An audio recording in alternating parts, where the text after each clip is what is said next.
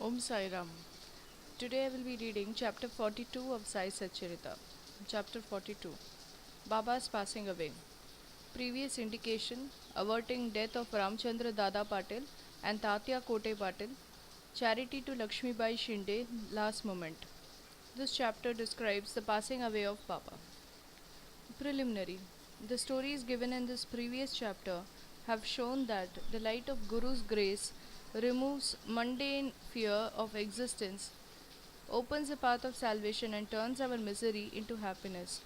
If we always remember the feet of the Sadguru, our troubles come to an end, death loses its sting, and the misery of the mundane existence is obliterated. Therefore, those who care for their welfare should carefully listen to these stories of Sai Samartha, which will purify their minds. In the beginning, Hemad Pant dwells on Dr. Pandit's worship and his marking Baba's forehead with Tripunda, that is, three horizontal lines. But as this had been already described in chapter 11, it has been omitted here. Previous indication. The readers up till now heard the stories of Baba's life. Let them now hear attentively of Baba's passing away. Baba got a slight fever on 28 September 1918. The fever lasted for 2 or 3 days, but afterwards Baba gave up his food and thereby grew weaker and weaker. On the 17th day, that is Tuesday, the 15th of October 1918, Baba left his mortal coil at about 2:30 p.m. Vide Professor G. G. Narke's letter dated 5th November 1918 to Dada Saheb Khaparde, published in Sai Leela magazine, page 78, first year. 2 years before this, that is in 1916, Baba gave an indication of his passing away, but nobody understood it then. It was as follows. On the Vijayadashmi or Dashera day, Baba all of a sudden got into a wild rage in the evening when people were returning from Simolanghan or crossing the border or limits of the village. Taking off his headdress, kafni, and langot, etc., he tore them and threw them in the dhuni before him. On being fed of this offering, the fire in the dhuni began to burn brighter, and Baba shone still brighter. He stood there stark naked, with his burning red eyes, shouted, "You fellows, now have a look and decide finally whether I am a Muslim or a Hindu." Everybody was trembling with fear, and none dared to approach Baba. After some time, Bhagoji Shinde, the leper devotee of Baba, went boldly near him and succeeded in tying a langota or waistband around his waist and said, "Baba, what is all this? Today is the Sima Ulanghan, that is Dashera holiday."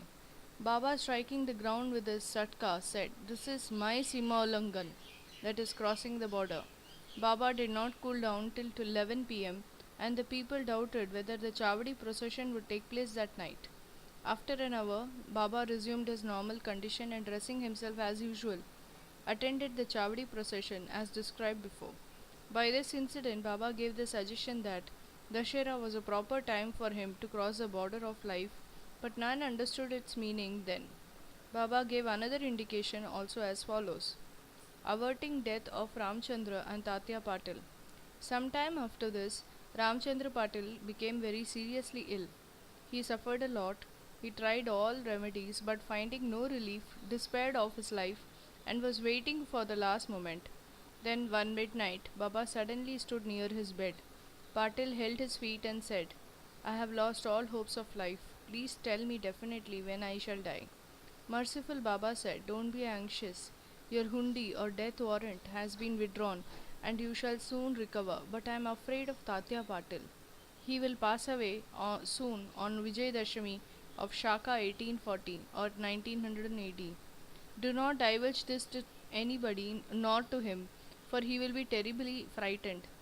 Ramchandra Dada got well, but he felt nervous about Tatya's life, for he knew that Baba's word was unalterable and that Tatya would breathe his last within 2 years.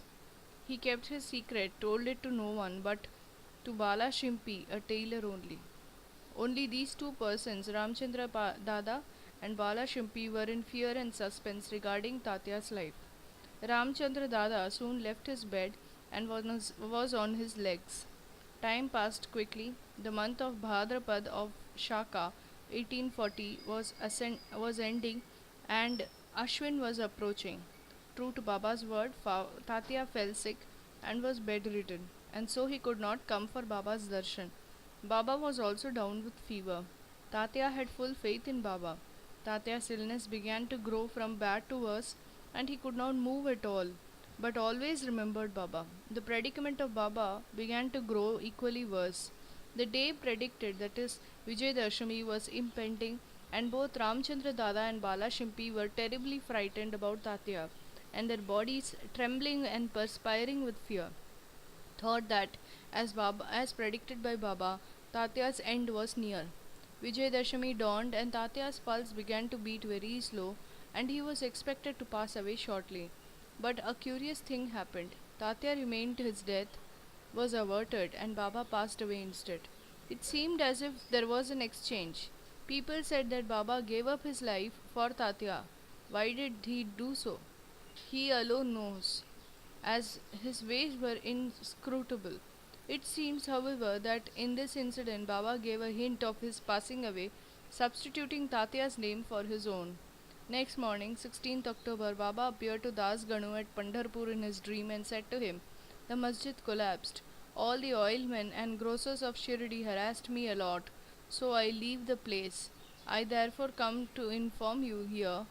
Go there quickly and cover me with buckle flowers." Das Ganu got the information also from Shirdi letters. So he came to Shirdi with his disciples and started bhajan with and kirtan and sang the Lord's name throughout the day before Baba's samadhi. Himself weaving a beautiful garland of Lord Hari's name, he placed it on the samadhi and gave a mass feeding in Baba's name. Charity to Lakshmi Bai. Dashera or Vijayadashami is regarded by all Hindus as the most auspicious time, and it is befitting that Baba should choose this time for his crossing the border line. He was ailing some days before this, but he was ever conscious internally.